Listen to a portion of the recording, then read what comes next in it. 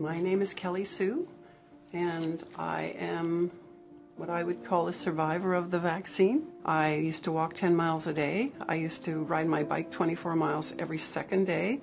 I also worked out at the gym, and I work 72 hours a week, and I'm very social, and I'm a type A. I started a charity in 2016 where we feed 800 children every weekend and on holidays. And I have staff, and I have 750 volunteers, and we believed that the vaccine was the right thing to do. I had my first shot, and within a very, very short time, I developed cramping in my calf. It got progressively worse, so I went to my massage therapist. When I told her what was happening, she threw up her hands and said, "I can't touch you. You have to go to a doctor.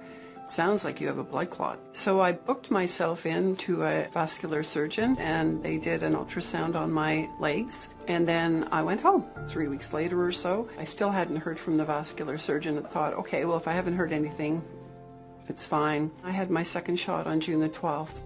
3.5 weeks later, I had back-to-back strokes, and they just kept getting progressively worse. So throughout July, into August, into September, into October, and in early November, I had 9 TIAs and strokes. I spent 31 days in the hospital. I had everything from blindness in my eyes because of the occipital strokes. I had inability to use my mouth. I couldn't talk for a long time. And I also had a terrible experience, and why this little piece of paper in my lap is so important to me, because I woke up in the morning and didn't know who I was, didn't know where I was, didn't know anything. I have terror now. When I close my eyes, I don't know, 1, if I'm going to wake up, or 2, if I'm going to wake up and not know who I am.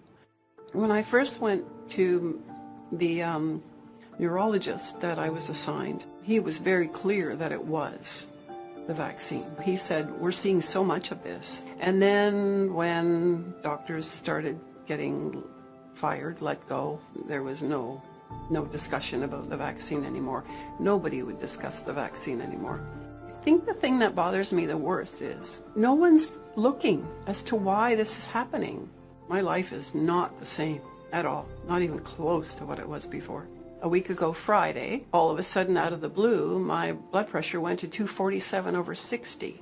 247/60? Like, who has a blood pressure like that? So I'm fighting for my life right now. And that's all I can do.